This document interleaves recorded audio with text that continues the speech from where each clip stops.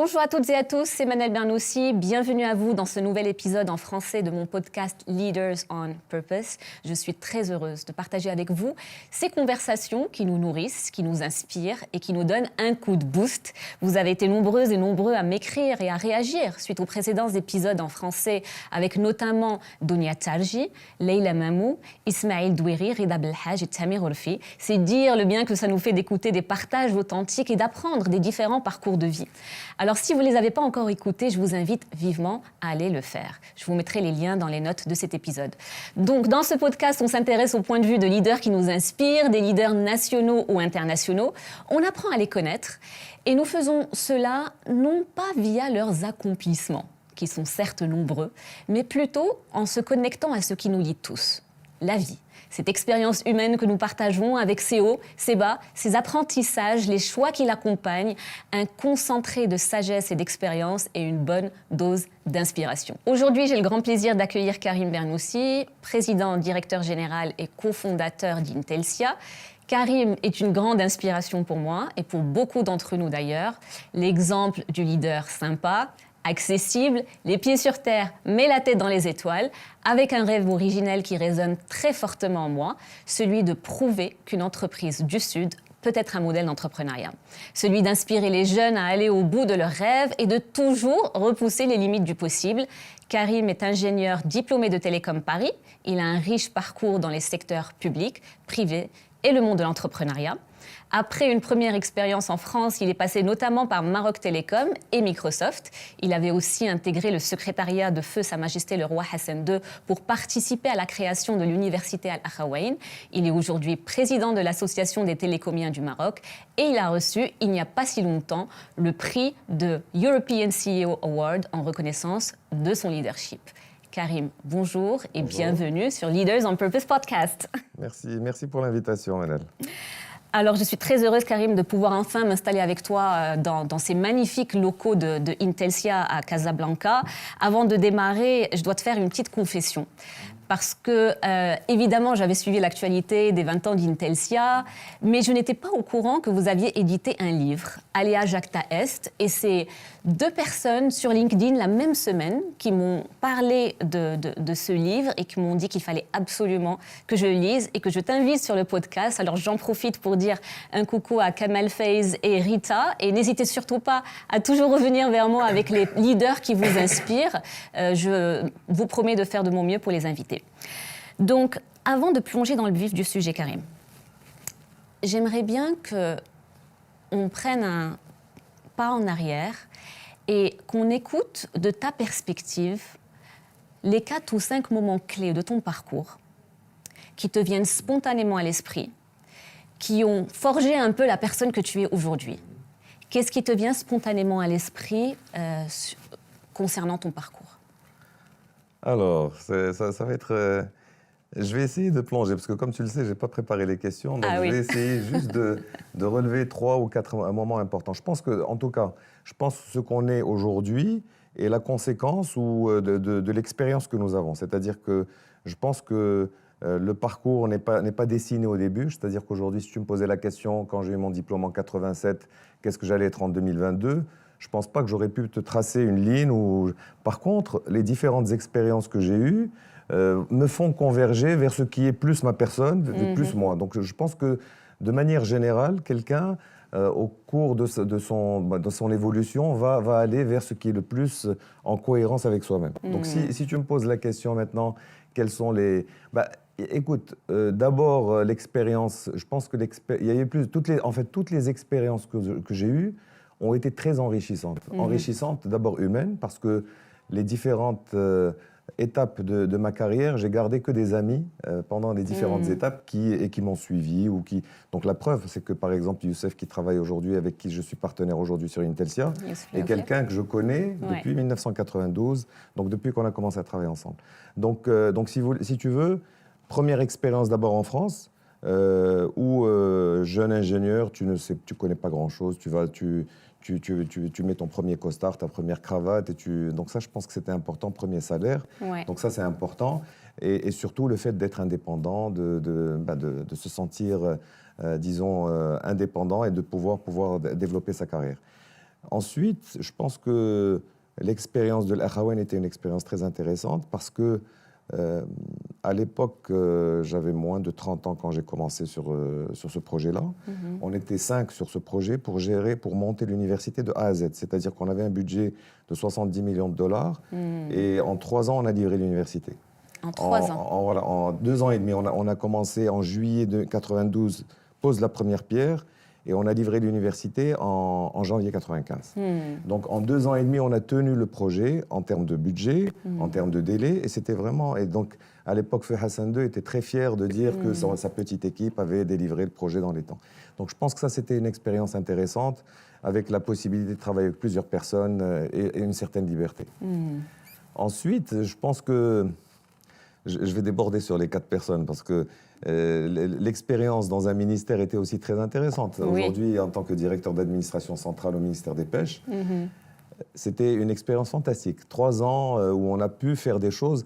Et souvent, je dis, parce que souvent les gens dénigrent le public. Ils disent qu'on ne peut pas faire ça dans le public, on ne peut pas faire ça. Par contre, je pense que ça dépend des hommes, ça dépend des personnes. On peut faire dans le public ce qu'on fait dans le privé. Et à l'époque, au ministère des Pêches, on avait prouvé qu'on pouvait recruter des gens de talent, on pouvait mettre des process de top niveau au niveau du ministère. On a pu monter une équipe vraiment dynamique parce qu'on avait un ministre qui était visionnaire, Feu Mustafa Sahel, vraiment qui était quelqu'un de visionnaire et qui nous avait donné tous les moyens. Ensuite, je pense qu'ensuite, c'est la dernière expérience, c'est Microsoft. Microsoft multinationale, où on apprend à vendre. En fait, avant, j'avais toutes mes expériences, j'étais plus ou moins... celui qui a acheté, donc j'étais derrière. Et là, on t'apprend, en fait, j'ai appris à vendre, à développer la top line, à vendre ce qui était invendable, vendre du logiciel que tout le monde piratait, c'était quelque chose d'assez particulier. Et donc, il fallait développer des compétences assez intéressantes. Je pense que c'était important. Voilà, ça, c'est des expériences qui m'ont marqué positivement. Alors, il y a des expériences qui m'ont marqué négativement, mais on en parlera alors plus tard. Ah, bah ça, elle m'intéresse aussi, on va en parler effectivement. Alors, Alea Jacta Est, c'est le nom de ce livre édité donc, à l'occasion des 20 ans d'Intelsia.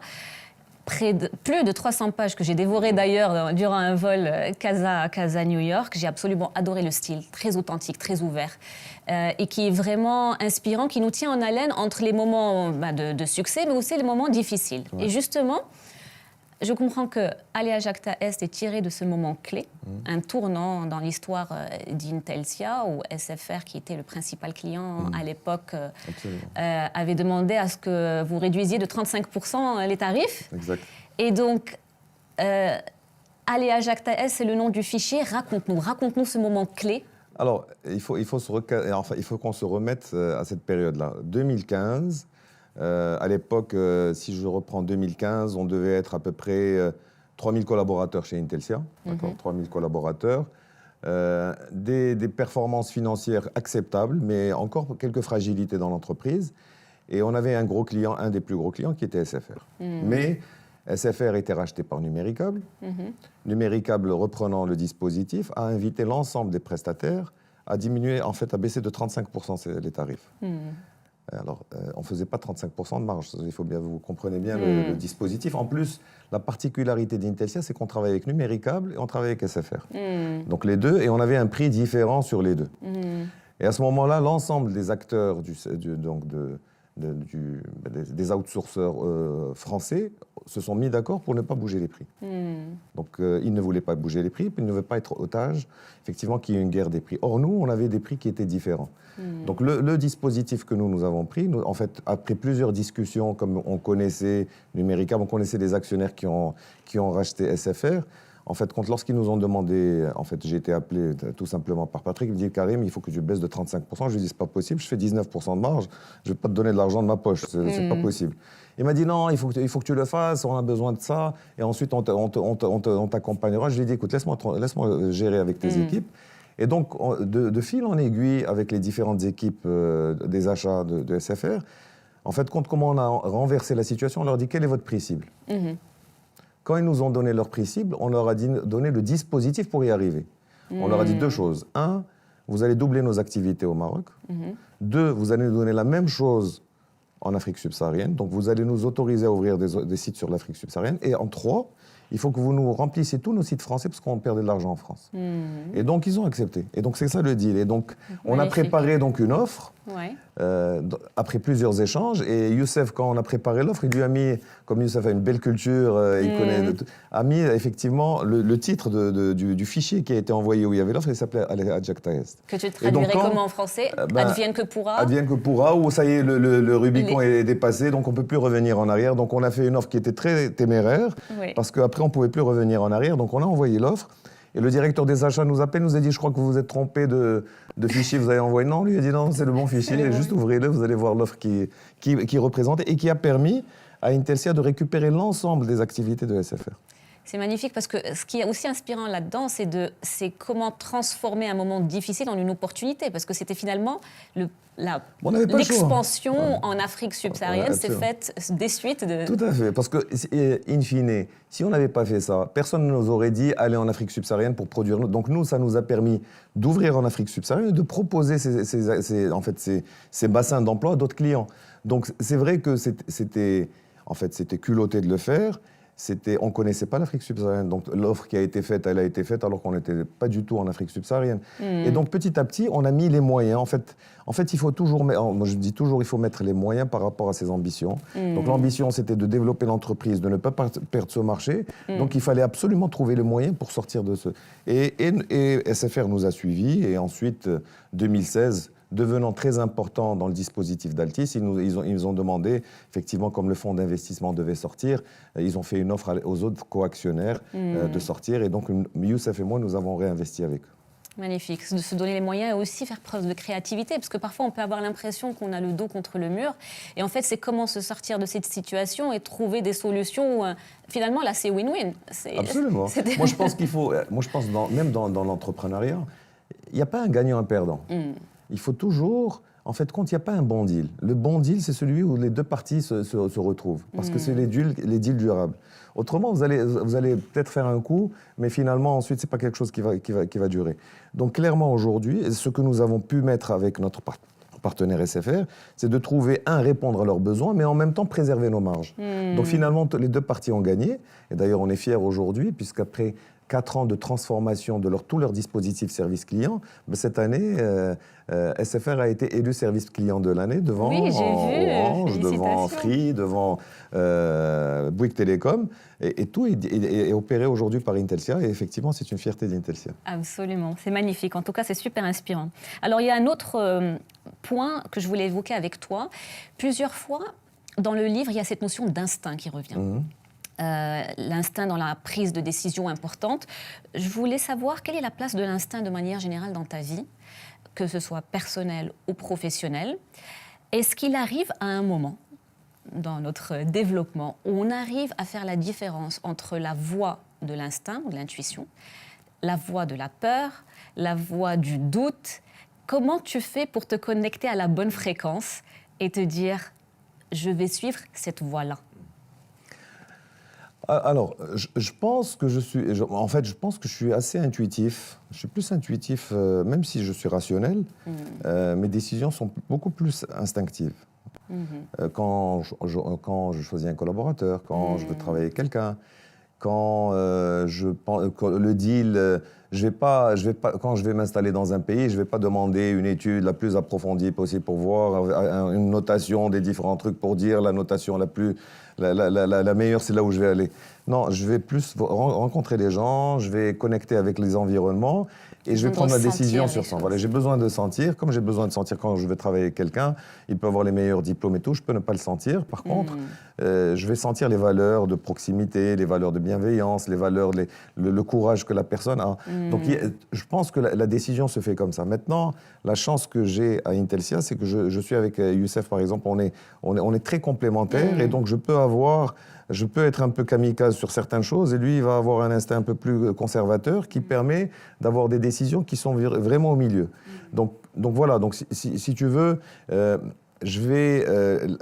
enfin, en tout cas, c'est comme ça que je suis drivé. Les décisions que je prends en général sont beaucoup plus intuitives, basées sur des éléments factuels, mais ensuite la décision finale est beaucoup plus intuitive. Et ça m'intéresse juste de creuser cet aspect un peu plus, de savoir quand tu écoutes ton instinct, est-ce que de ton expérience, plus tu écoutes l'instinct, plus les choses te viennent instinctivement? Ou est-ce que, en fait, tu as besoin d'être... Est-ce que l'instinct, est-ce qu'on le travaille? Est-ce qu'au début, Est-ce que ça se travaille? Est-ce que je c'est sais pas quelque chose... je pense que... parce que je n'ai pas répondu sur peut-être une partie avant, c'est de dire aujourd'hui, est-ce qu'on a peur, est-ce qu'on doute? Oui, on doute toujours. Parce qu'on a toujours plusieurs voix dans la tête. Exactement, il y a toujours, tu vois toujours. Mais par contre, à un moment donné, quand tu prends une décision, il ne faut plus regarder l'obstacle. Tu vois, si tu regardes trop l'obstacle, tu te le prends. C'est comme quand si tu es joueur de golf, si tu vois l'obstacle d'eau qui est devant, si tu y penses trop, tu vas y aller direct. Par contre, si tu ne le vois pas, ou tu l'enlèves de ton champ de vision, tu n'y vas pas. Exactement. Donc c'est comme ça, quand tu as par exemple une opération à faire, quand tu as une acquisition à faire. Donc, il ne faut plus rester sur le doute ou sur la peur que ça ne marche pas. Il faut faire de sorte à ce que ça marche. Donc, il faut mettre toute son énergie pour mettre les moyens pour réussir. Et non pas de dire qu'est-ce que je vais faire pour ne pas rater. Absolument. Donc, c'est un petit peu cet état d'esprit qu'il faut faire pour pouvoir réussir et pour pouvoir, surtout, pour pouvoir vivre tranquillement. Parce que si aujourd'hui tu as peur, ou si tu vois toujours les difficultés, ben tu souffres. En tant qu'entrepreneur, tu souffres. Moi, je ne souffre pas parce que je ne vois que le bon côté des choses. Bon, parfois, je me prends le pied dans le tapis, mais ce n'est pas un problème. Mais à 90%, je le vis mieux parce que je vois toujours l'opportunité et donc je travaille, je mets les moyens pour que l'opportunité soit saisie. Magnifique. Et pour prendre tes décisions, est-ce que généralement tu les prends en groupe ou tu es le genre de personne qui va méditer ou se mettre en solo quelque part et revenir avec Non, je vais tester régulièrement l'idée avec toutes les personnes qui me sont chères ou dont disons l'avis est important pour moi, mais je ne vais pas forcément les suivre. Mais je vais surtout m'alimenter par les différents regards pour ne pas rater un angle. C'est ça. Et ensuite, après, je prends la décision et parfois, je prends la décision en ayant la trouille parce que j'ai pris un truc qui est un peu trop ambitieux. Ouais. Et après, je mets tout en œuvre pour qu'effectivement, on puisse réussir. Super. Alors, aujourd'hui, Intelsia est présent dans 17 pays, 40 000 collaborateurs. Le côté humain est un élément fort qu'on ressent tout au long du livre. Et puis, de manière générale, dans les communications d'Intelsia, l'extérieur, on ressent vraiment ce côté humain de manière générale. Comment préserver le côté humain lorsqu'on manage autant de monde? Quelle est ton approche de manière générale, toi, pour l'idée manager les hommes et les femmes? Alors, nous, on est dans un métier de people. Donc, si tu n'aimes pas les gens, il ne faut pas faire notre métier. C'est-à-dire qu'aujourd'hui, la problématique humaine reprend peut-être 60%, 70% de mon temps. Parce que ce qui va faire la différence entre Intelsia et ses concurrents, c'est comment on va gérer les hommes, comment on est innovant par rapport à la gestion des ressources humaines, comment on les développe mieux, comment on les garde mieux, comment on les attire mieux. Donc tout ça est une problématique que nous avons au quotidien. Donc, notre métier nécessite un vrai investissement sur les gens. Il faut investir sur les gens et généralement, le reward, vous l'avez c'est pas immédiat. C'est vraiment travailler. Et c'est pour ça que je dis souvent, Intelsia a été construit brique par brique. Et c'est-à-dire que c'est quelque chose qui a été fait de manière durable et qui va durer parce que ça n'a pas été fait sur un éclat. Donc, et c'est basé sur des valeurs solides. Et des valeurs qui nous habitent. C'est des valeurs de proximité avec nos gens. Donc le we care, we dream, we care and we do. Mais le we care que nous avons est très important et qui fait la clé de l'entreprise. Donc, alors la difficulté aujourd'hui, c'est vrai quand vous avez 200 personnes, c'est très facile parce que vous connaissez les personnes une par une, leur prénom, vous leur tapez dans le dos, vous êtes proches. Donc ça c'est. Alors après, quand vous êtes 40 000, vous pouvez encore le faire, mais il faut juste avoir les relais qu'il faut. Ouais. Il faut utiliser les médias, parce qu'aujourd'hui, les réseaux sociaux, tout le digital vous permet aujourd'hui, je peux chatter avec plusieurs personnes, mes collaborateurs chattent avec moi, je réponds à toutes les sollicitations. Et donc, je demande aux managers de faire de la même chose. Donc, ça veut dire que cette proximité n'est pas simplement symbolisée par le CIO, mais elle est symbolisée par l'ensemble des managers. Et si vous arrivez à passer cet état d'esprit à l'ensemble de votre encadrement intermédiaire, vous avez gagné parce que les gens vont sentir qu'on fait attention à eux, qu'on les écoute, qu'on met tout en œuvre pour eux. Et c'est ça la difficulté. La difficulté, c'est de pouvoir d'avoir un encadrement qui est habité par les mêmes valeurs que par les dirigeants. Et donc on œuvre, donc on n'est pas parfait. Donc il y a toujours alors on a un système chez nous d'alerte où effectivement, quand je vois qu'il y a des choses qui ne vont pas, on va sur les sites. Dans chaque site où on va, je fais des cafés matins, donc je suis en contact avec les conseillers, et donc tout de suite, je peux sentir s'il y a des choses qui ne sont pas conformes à ce qui était prévu, donc on amène les actions correctives. Donc c'est un investissement qui est important, qui est nécessaire pour moi, qui prend beaucoup d'énergie, beaucoup de temps, mais qu'il faut faire. Si demain on perd ça, ben on perd l'entreprise. C'est clair, absolument. Et ça m'amène à ma question d'après, parce que c'est une thématique quand même d'actualité. Il y a une étude d'Harvard qui estime que 96% des leaders ont déjà ressenti les effets du burn-out. Aux États-Unis, en fait, j'ai vu un chiffre totalement hallucinant. Le coût de la santé des salariés est estimé à 225 millions de dollars par an. Et depuis 30 ans, la santé mentale des employés, elle est en décroissance continue. Il y a aussi des chiffres, j'ai vu en France et au Maroc aussi, sur la consommation des antidépresseurs, qui est vraiment en augmentation palpable. Alors, on le disait à l'instant, on sent qu'à Intelsia, il y a un investissement fort qui est mis pour le bien-être des gens. Mais ce n'est pas le cas partout.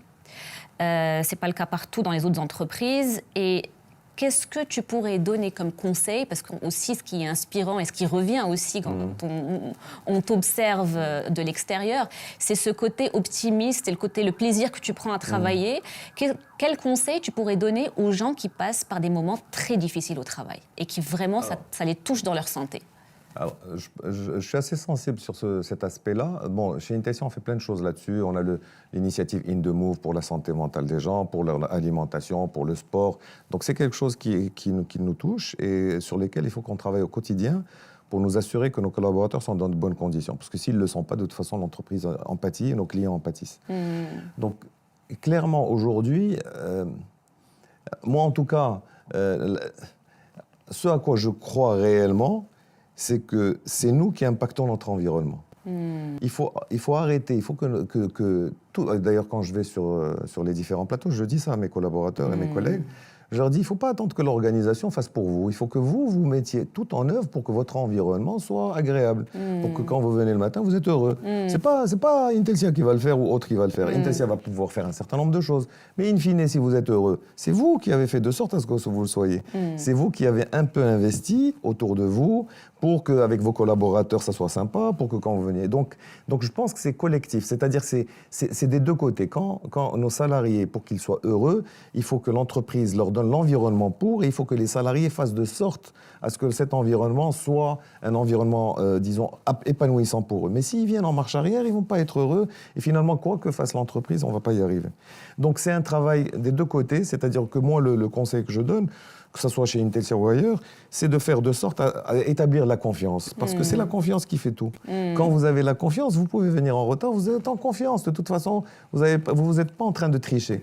Quand vous êtes en confiance, vous pouvez vous tromper, vous pouvez vous planter, vous n'avez pas peur de vous faire virer. Et quand vous êtes en confiance, ben vous allez donner 10 fois plus lorsque l'entreprise vous la demande. Donc c'est un peu ce travail qui est fait. Et souvent, en fait, j'avais une conférence avec mes managers, je leur dis la clé, c'est la seule chose que j'ai à vous donner comme conseil, c'est établir une confiance. Quand vous établissez la confiance avec vos collègues, vos collaborateurs, vous avez tout gagné. Parce que vous pouvez les solliciter quand vous en avez besoin, parce que vous allez même vous être à l'aise, vous allez être heureux dans votre travail parce que vous êtes dans un environnement de confiance. Oui, absolument. La confiance et aussi cette prise de responsabilité, prendre nous-mêmes la responsabilité de notre propre bonheur. Absolument, comme tu dis, oui, parce qu'il ne faut pas attendre qu'ils viennent pareil, parce que si vous attendez, vous allez être déçus de toute façon. Absolument. Donc autant agir, parce qu'en fin de compte, vous allez juger vous-même. En fin de compte, si ça ne se passe pas bien, vous allez dire c'est moi qui ai merdé, donc il faut que je fasse les choses différemment. Mais quand vous attendez de quelqu'un d'autre, vous allez tout le temps être malheureux, parce que finalement, les choses ne vont pas venir. J'aimerais aborder avec toi un autre volet qui, je sais, va intéresser plusieurs personnes de l'audience. Tu avais quitté le salariat, bien que tu avais une position confortable. Tu étais directeur régional Afrique du Nord à Microsoft. Et tu as quand même choisi de te consacrer pleinement à ton entreprise et à faire le saut de l'entrepreneuriat. Alors, pour tous ceux qui sont salariés, hommes ou femmes, qui sont plutôt bien installés dans leur job, bon salaire, bonne position, mais qui savent au fond d'eux qu'il y a autre chose qui les attend. Il y a un autre niveau d'impact, que ce soit pour leur communauté immédiate ou de manière générale. Mais qui se posent des questions, qui sont un peu dans ce confort du train-train. Qu'est-ce que tu pourrais dire à ces gens-là, parce qu'ils sont nombreux? Souvent, j'ai réfléchi à cette question. Je pense qu'on a avorté de pas mal d'entrepreneurs en herbe.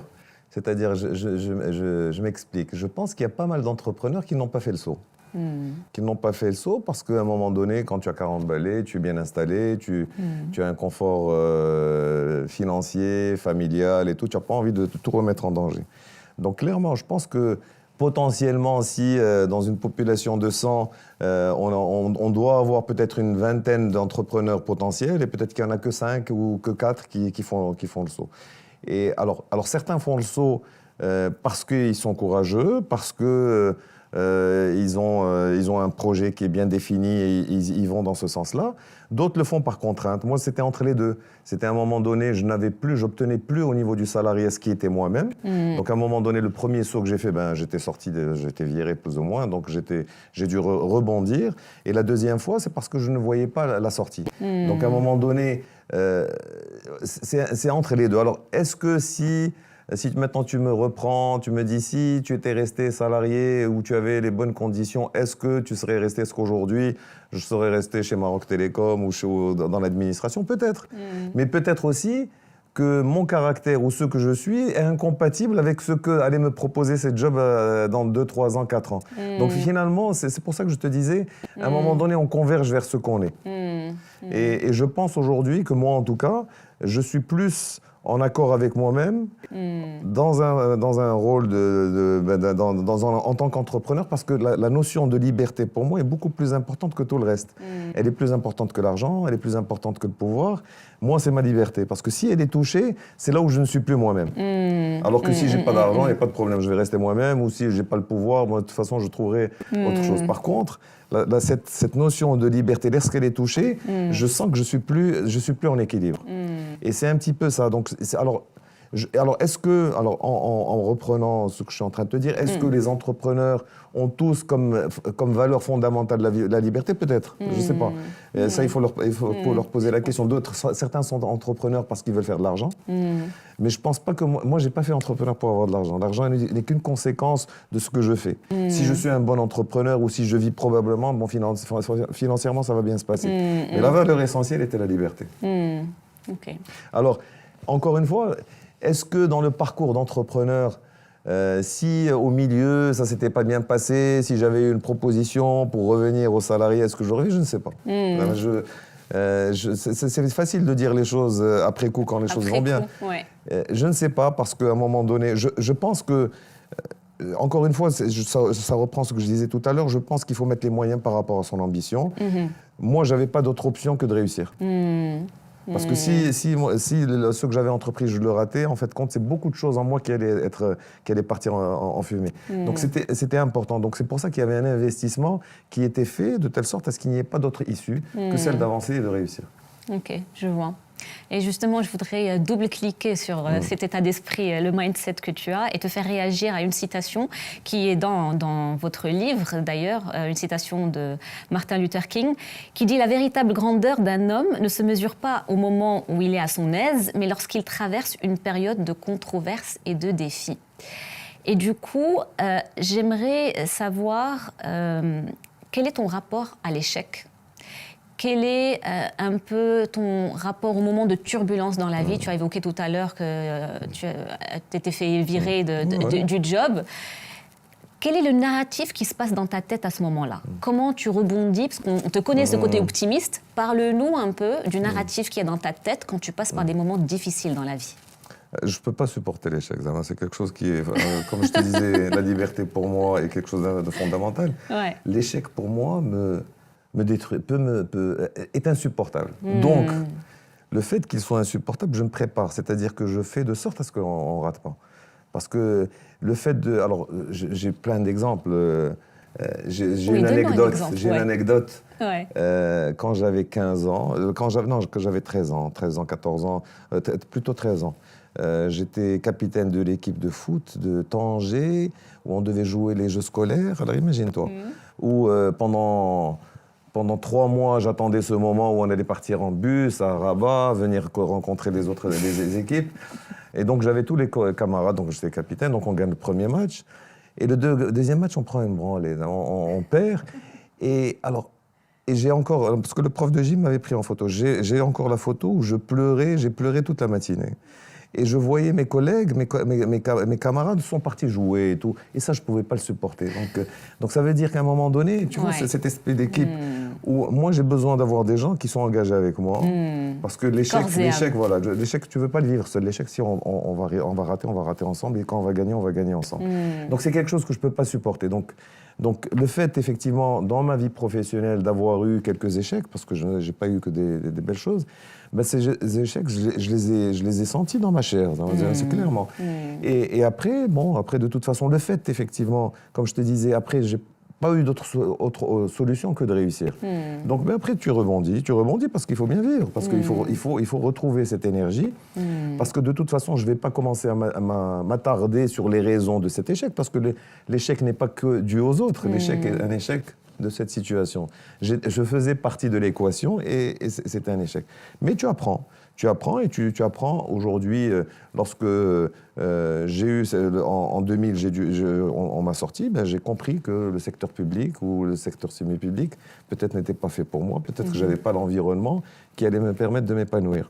Et donc je ne suis pas revenu encore dans ce secteur-là pour reprendre encore un autre échec. Donc il faut aussi l'utiliser pour s'orienter. Pour s'orienter, pour ne pas revivre la même chose. Parce que si tu revis la même chose, c'est que le problème est chez toi. Absolument. C'est que tu n'apprends pas de tes erreurs, en fait. Et l'échec ou les erreurs, c'est une Mais opportunité d'apprentissage. J'ai perdu des clients où j'ai passé un été pourri à cause d'un client qui m'a appelé.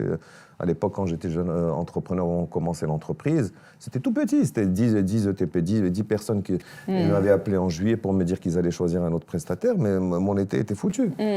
Donc aujourd'hui, je suis un peu moins sensible, donc j'ai pris un peu plus de volume. L'entreprise est un peu plus solide qu'elle n'était auparavant, parce qu'à l'époque, je le vivais mal, parce que l'entreprise pouvait se cracher. Donc aujourd'hui, ce qu'on fait, c'est que l'entreprise aujourd'hui, et ce que j'essaye de faire également chez Intessia, c'est de la rendre de plus en plus solide pour qu'elle ne soit pas sensible aux turbulences qu'il peut y avoir. Et il y en aura, les turbulences liées aux clients, liées à notre environnement, liées à l'évolution du secteur. Il y a eu le Covid, il y a eu plein de choses qui se passent. Demain, il y a cette crise, il y a peut-être la guerre qui se développe en Europe, donc il faut voir comment on peut rebondir. Donc toutes ces choses-là, il faut les affronter, mais surtout avec optimisme et sans panique. Voilà. Sans panique, absolument. Alors Karim, qui sont les leaders ou les mentors qui t'ont inspiré dans ton parcours? Et de manière générale, chez un leader, qu'est-ce qui va t'inspirer? C'est quoi les traits de caractère qui, pour toi, sont importants chez un leader? Bonne question. Aujourd'hui, les personnes que je respecte sont les personnes qui ont des valeurs humaines et des valeurs de probité. Tu vois, des gens clean. Ça, pour moi, c'est essentiel. Tu vois, et c'est ça qui fait que je respecte ces personnes. Il y a beaucoup de gens qui sont successful, mais il y en a beaucoup de gens qui écrasent les autres pour arriver.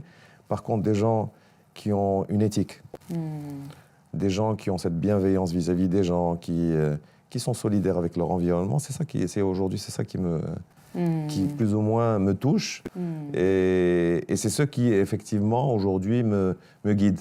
C'est-à-dire, aujourd'hui, on ne peut pas réussir seul. Si on réussit, il faut qu'un écosystème réussisse. Comment on peut agir pour aider ses collègues, ses collaborateurs, les entreprises qui œuvrent autour. Je pense que c'est ce genre de personnes qui aujourd'hui m'inspirent et qui sont un exemple pour moi. Absolument. Alors, j'en ai pas un en tête, il y en a plusieurs sûrement, parce que les gens qui sont comme ça sont un peu plus discrets. Oui. Absolument, absolument, ça me parle beaucoup.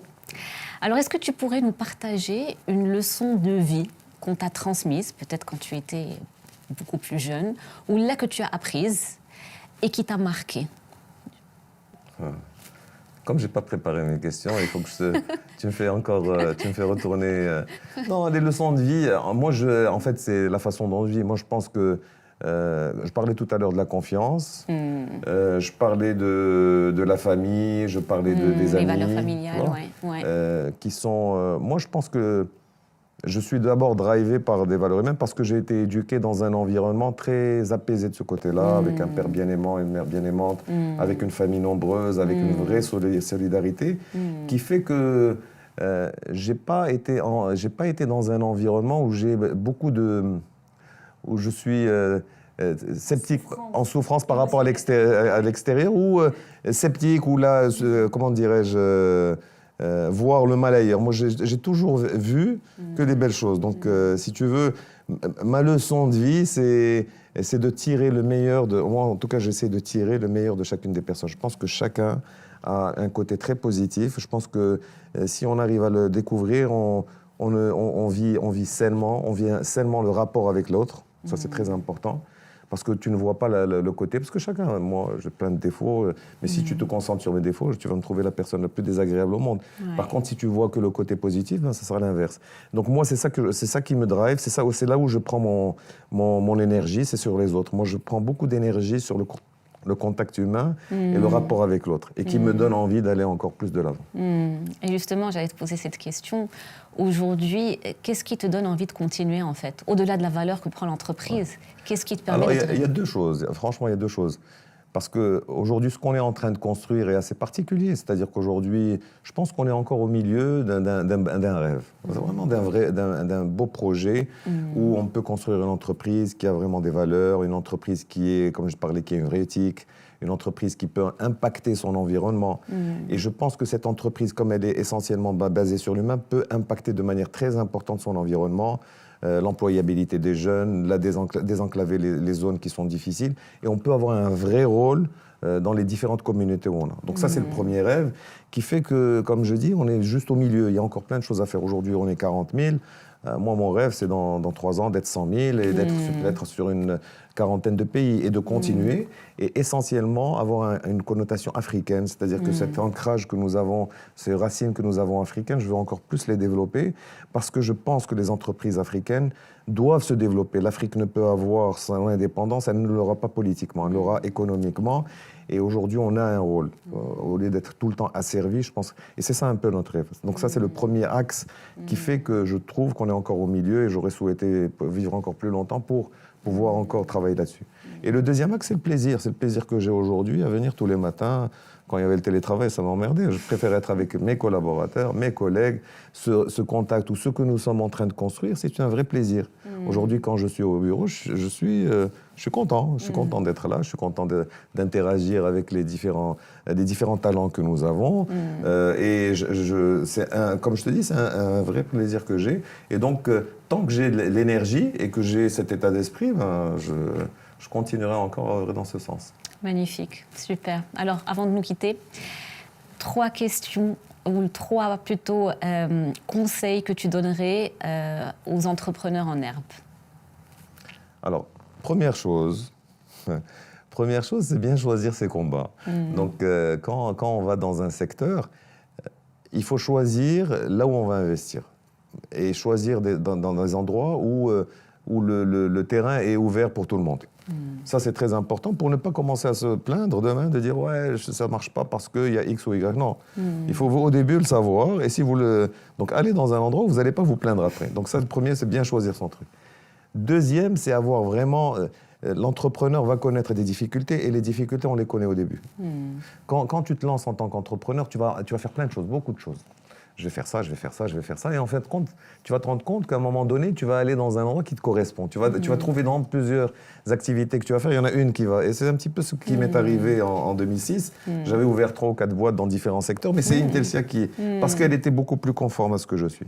Donc, soyez tenace, soyez résilient, ne désespérez pas et surtout mettez les moyens par rapport à vos ambitions, ne restez pas.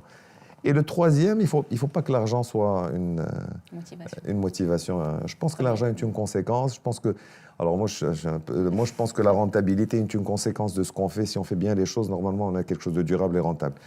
J'ai pas voulu construire, lorsque je me suis lancé, j'aurais pu avoir un petit centre d'appel qui fasse sa petite marge et qui continue. Je voulais pas faire une épicerie. C'est un projet industriel. Donc, il faut aussi définir au début qu'est-ce qu'on veut.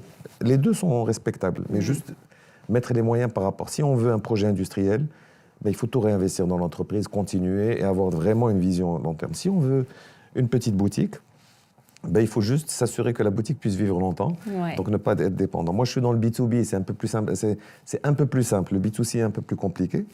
Donc le B2B, on connaît nos clients, on sait ce qu'il y a à faire. Bon, c'est pas toujours simple, mais c'est plus maîtrisable, en tout cas en ce qui me concerne. B2C est un peu plus compliqué. Donc voilà. Donc si j'ai à donner, bien choisir le secteur, résilient et ne pas avoir comme moto l'argent.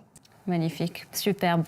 Dernière question, Karim. Si par magie, tu avais le pouvoir d'imposer une règle ou un principe que tout le monde, absolument tout le monde, devait respecter, quelle serait cette règle ou ce principe?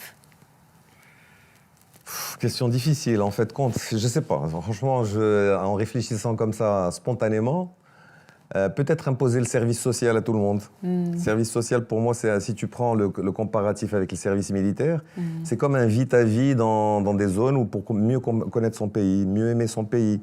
Donc, où effectivement, on peut passer 3 à 6 mois où on va apprendre un certain nombre de choses qu'on ne voit pas quand on est dans les villes ou qu'on ne voit pas quand on est entrepreneur, où on ne voit pas la souffrance que peuvent avoir certaines personnes ou certaines personnes. Donc, trouver quelque chose, alors c'est très difficile à mettre en place, mais je pense que ça peut développer d'une part, disons, comprendre l'autre, et comprendre les différentes strates de notre société, des choses que notre élite ne comprend pas peut-être et ne voit pas. Et ça permet d'aimer un peu plus son pays. Je pense que c'est important si demain on veut que notre pays se relève la tête. Donc c'est la chose qu'on pourrait mettre en place. Magnifique, j'adore cette réponse. Nous arrivons au terme de cet épisode. Je n'ai absolument pas senti le temps passer. Un grand merci à toi, Karim. C'est moi. Pour ta générosité dans le partage. Un merci à tes équipes aussi de t'avoir poussé, toi, Youssef, à faire ce livre qui nous inspire. Alors, Aléa Jacta Est, j'ai échangé avec ton équipe. Il sera aussi disponible en e-book, paraît-il. Exactement. Donc, je vous encourage vivement à le lire. Merci encore pour ton temps et à bientôt. C'est moi qui te remercie. Merci, Mada.